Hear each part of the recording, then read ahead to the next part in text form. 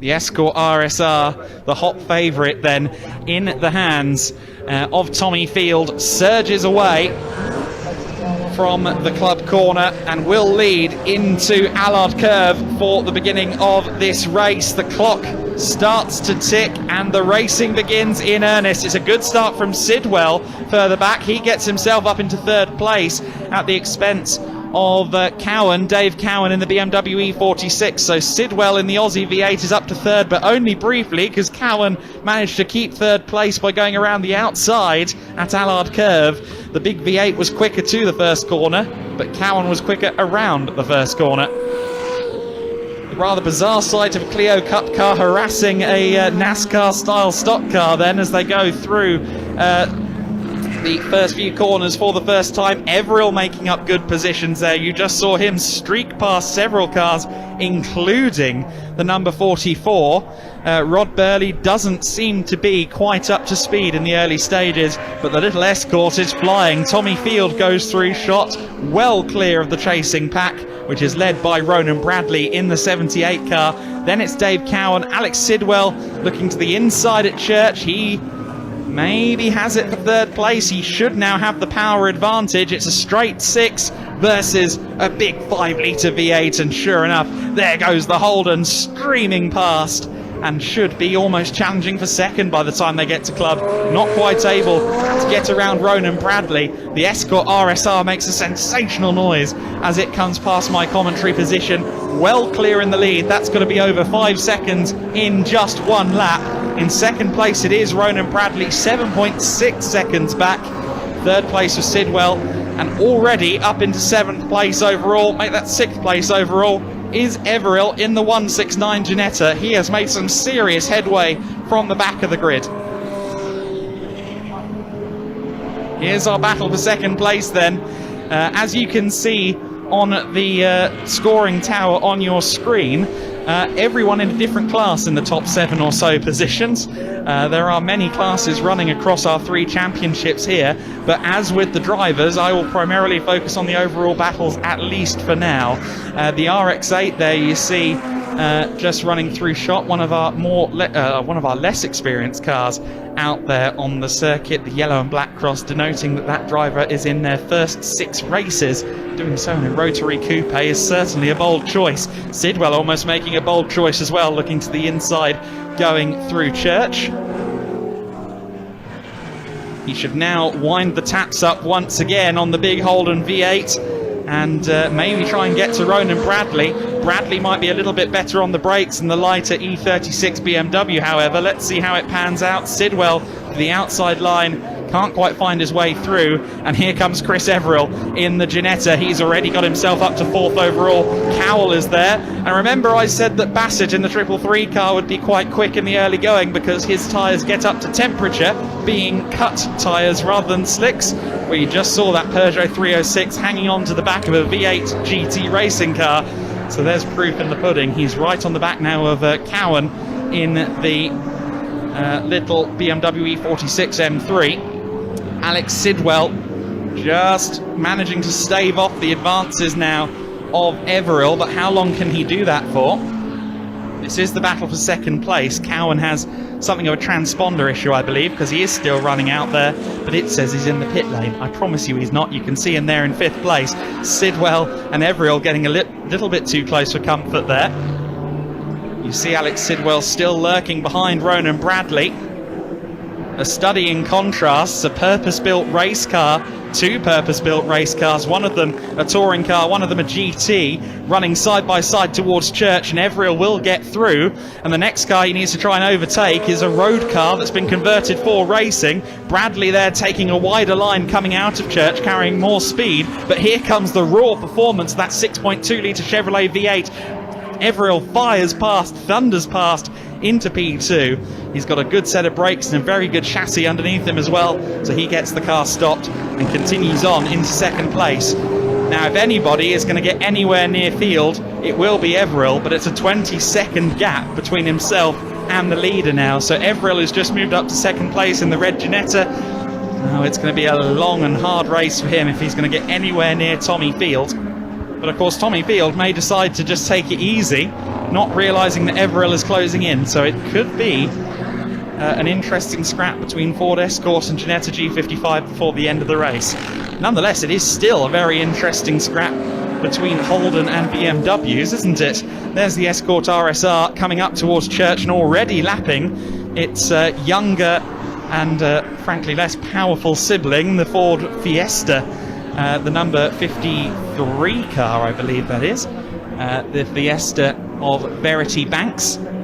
The Farringdon native probably felt that car shake as it went past. Tommy Field in the 28, spitting flame.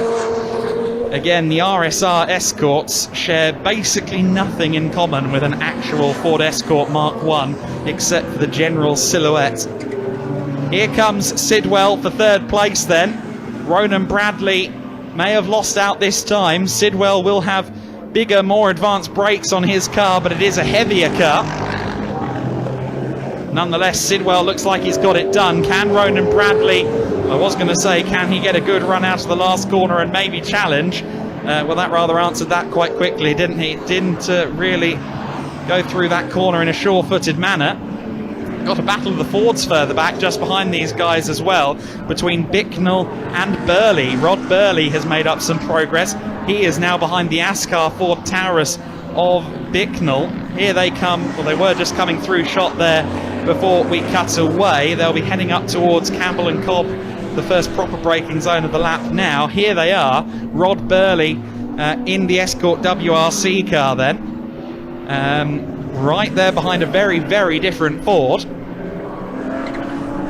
That Escort is, of course, actually built on an actual Ford Escort chassis, whereas the Ford Taurus Ascar is about as far removed from a road-going car as is possible to be. We're running something like 400 to 450 horsepower, I believe, the Bicknell Ford Taurus. He's long been a supporter of big saloon car racing, Marcus Bicknell. And these two have raced each other plenty of times. You see the little bit of a wobble there under power for Bicknell. These are proper machines, even with a slightly depleted grid. These cars are joyous to watch. The NASCAR certainly doesn't look like it's in its element. It's a long way from home. We're not in Kansas anymore. But nonetheless, he's doing a good job of holding off Rod Birley, the driver with the most wins of anyone in the United Kingdom. A great many of those victories have come in the south, more specifically at Brands Hatch, of course. Birley and that Escort have been running in unison for the better part of 15 years. In fact, it might be slightly more than 15 years at this point. Prior to that, he was running a Honda Prelude in the Formula Saloon series, which for a long time was home to many big thundering saloon cars, and the BTCC Super Tourers in the early to mid 2000s. The Super Touring cars that no longer could run in the British Championship moved into Formula Saloons, but Rod Birley in the Prelude would often show them the way home. There's Cowan then, still just ahead of Bassett in the underdog Peugeot 306. Car's so well built, and he's put a lot of money into making that thing quick. Chris Bassett in the Fusion Media Peugeot 306 GTI 6. It's a 2-litre engine for the new ash green racer. And there's Alex Sidwell. He's got rather more than 2 litres in his Holden Commodore. It is a 5-litre V8 for the Maidstone native, another driver who regularly wows at Brands Hatch, and of course handed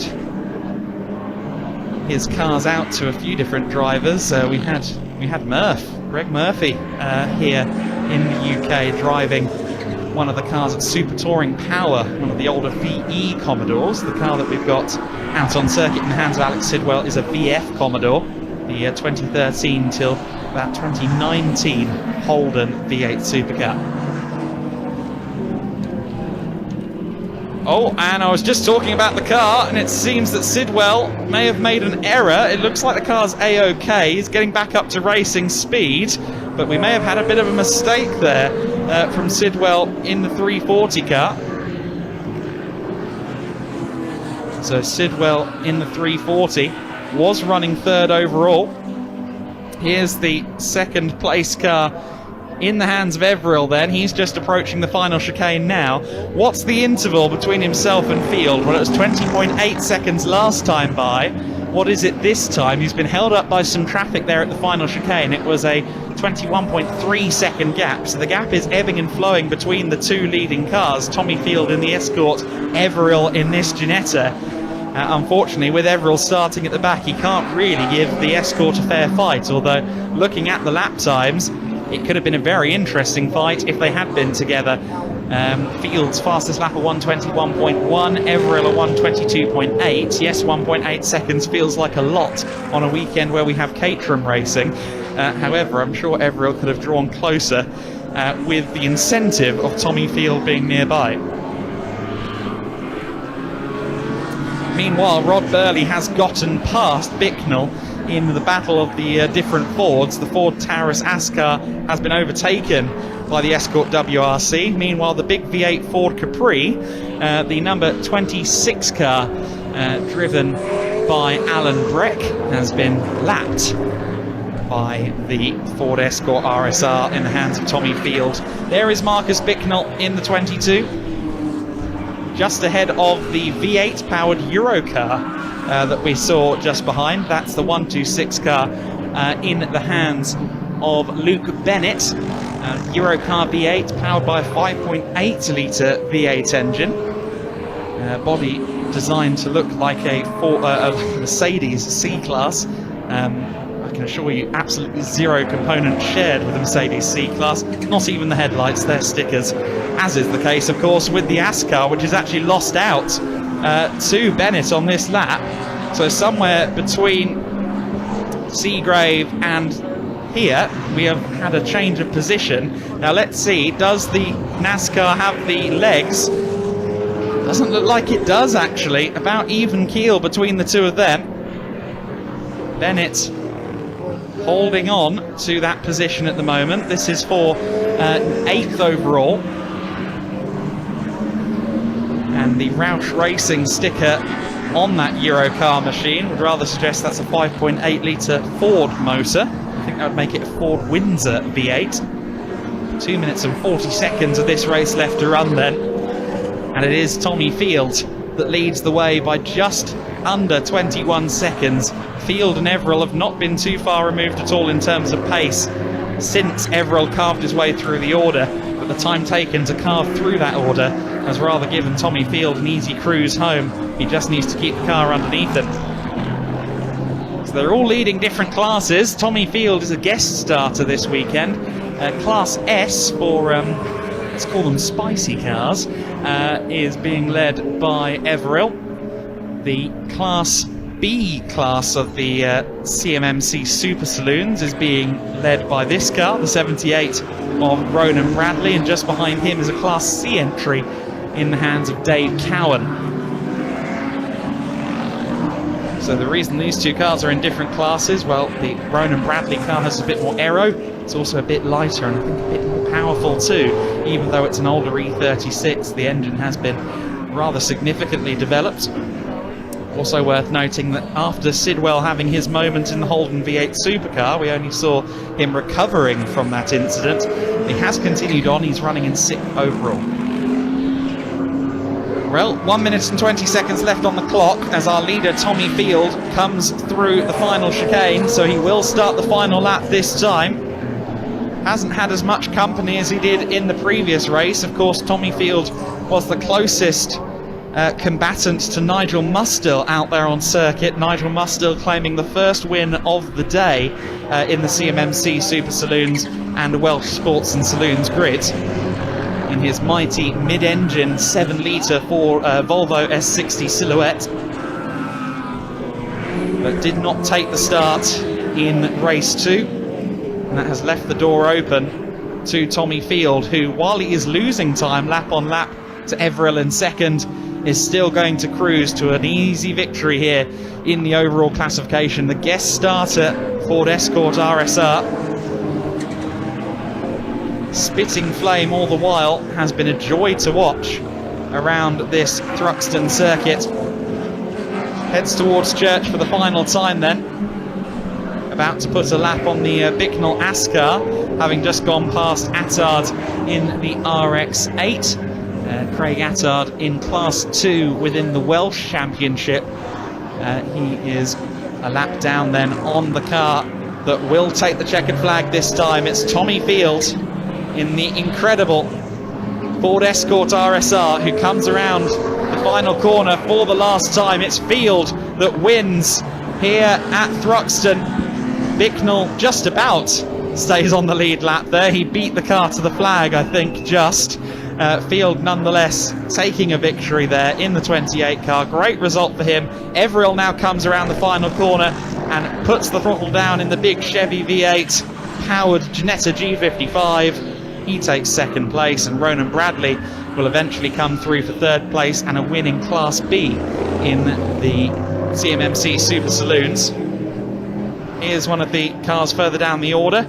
The 45 Volkswagen Golf GTI Mark V in the hands of Martin Scott will cross the line a little further back in the pack.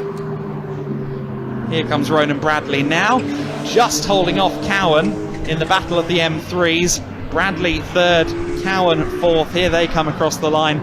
Next up, just holding on potentially, although it could be a change for fifth right at the end, because here's Bassett in the 306, but the power advantage goes to the Holden. Can Sidwell beat him to the line? Yes, he can, right at the final moment. The recovering Alex Sidwell uses all of that V8 muscle to get through into fifth overall ahead of Bassett. Rod Birley is the car we expect across the line next in seventh, and he should come through now. He has come through and crossed the line in seventh. Bennett in eighth. Bicknell will cross the line in ninth place. Here comes Bicknell now. The 22 car crosses the line, and the Bicknell car finishes ninth overall. Rounding out the top 10 will be Attard in that RX8 that got lapped right at the end. But what a win for Tommy Field. Eventually the gap was down under 20 seconds, so Tommy Field managed to take an easy win. However, Everill was showing pace that could have brought him close to that Escort had he started towards the front of the order. Nonetheless, Everill will be happy with a second place result after that start from the rear of the grid. Beautiful shot then of the circuit as we descend into the evening here at Thruxton. Tommy Field will claim the final gong of the day here in the Classic and Modern Motorsport Club Welsh Sports and Saloons order. Tommy Field ahead of Chris Everill and Ronan Bradley, your overall podium. Dave Cowan taking fourth place. Alex Sidwell just claiming fifth overall at the end ahead of Chris Bassett. Seventh place to Rod Birley in his Escort WRC. Luke Bennett in the Eurocar V8 in eighth place. Marcus Bicknell in ninth position. Craig Attard rounding out the overall top 10 ahead of Mark Williams. Alan Breck in his massive Capri. Martin Scott in the 45. And Kenneth Angell in 14th place. Also a class winner. A lot of class winners in that top 14. Numerous classes running within that category. And you can see a full breakdown of all the different classes on tsltiming.com should you wish to do that. I think something like 9 or 10 classes running today.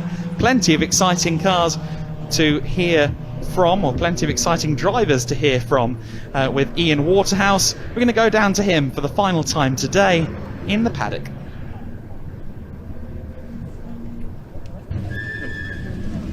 Welcome everybody back down to Parc Ferme. There he is, Tommy. He's managed to get on the top step this time. No Volvo, almost a bit of a lonely race. These people are very brave as well, because I can tell you his back is rather sweaty, isn't it? Look at that. Oh, look at that. He's dreaming in it. You just let him say congratulations, everybody. Tommy, congratulations, buddy. Well done. Much. Almost a little, dare I say, lonely? Is that maybe not quite the right word to say, but exciting, eh? Yeah, I mean, obviously we wanted to try them changes we made for this second race. Yeah. And they were perfect. It worked really well. Yeah. I've done myself now. Oh, you're right. Do you want to take a breather? Have a little breather. Have a bit more. And just tell us about that one there, because you still have to manage the car, don't you? You've got a lead, but sometimes you can take your eye off the ball a little bit when you've got that big a lead. When you take your eye off the ball, you obviously lose concentration. And a couple of times out the back there when we're going quick, and I was sort of looking and not pushing too much, you make mistakes, you know. So I ended up at church, hit the curb once, and then he went off onto the grass. So it was a bit lively. And to be fair, now this is the second race with the tyres now. And to be quite honest, the tyres are gone. They're done. Yeah, I mean, this is it's the hardest compound they do in these 15-inch. So Well, it was quite a delayed start as well. Does that have any impact? it does. That's why, if you noticed, on the first 2 laps with the delayed start, I wasn't trying to warm the tyres. I just left them, and I was going dead straight. So I knew, sort of a lap and a half into it, we're going to end up with problems, you know. But the car was definitely better. We got 4 or 5 laps out of it this time. Consistent time, so it's good. I've got to say, Tommy, the number 1 suits you better, mate. Thank you so much. Well done. Congratulations. Somebody's had a good race as well, Chris, as well. It didn't quite go to plan in race 1, but that's better. That's better, right? Yeah, a little bit better. Couldn't catch the escort, but No. tried hard. I think once he got away, but tyres were going off. Maybe a few more laps might have helped. Huh? Yeah, I was struggling with rear tyres. Were you as well? Yeah, back was getting away from. I struggled with the traction as well. I had too much traction. Whatever I'd done with the switch, it didn't make no difference. So I think when I damaged the drive shaft, I damaged the sensor on the rear somewhere along the line. Have you enjoyed your day here, though, at Thruxton? Yeah, I always enjoy Thruxton. It's only just down the road, so it's the idea. That's handy, then, isn't it? Yeah. Well done, Chris. Congratulations. Second place there as well. Ronan came in third too. I don't know if he's knocking around. If not, what we do want to do, if you just bring the camera with me, because I do want to show everybody a particular banner as well. I wonder if they can get them to lift it up for us over here. Look, there we go. Number 90, Dave Coe. We spoke to him a little bit earlier. But have a look. There it is. Take that off as well. He's still red-faced as he was a little bit earlier. What do you make of this look? I know, it's really good. I've never had this before in my life. I don't think I'll ever have it again, but it's really cool. Can we get a cheer for him? And you're almost nipped to podium. I know, yeah. I tried so hard, but just couldn't get Ronan. Maybe a couple more laps might have got there, but yeah. That's the way it goes. Well, don't hang around too much because you've got to go back to work for Cairania. So, well done, congratulations. There we go. That rounds out the action here at Thruxton for Saturday. There's more coming up tomorrow, so I'm going to hand back to studio to tell you what is coming up.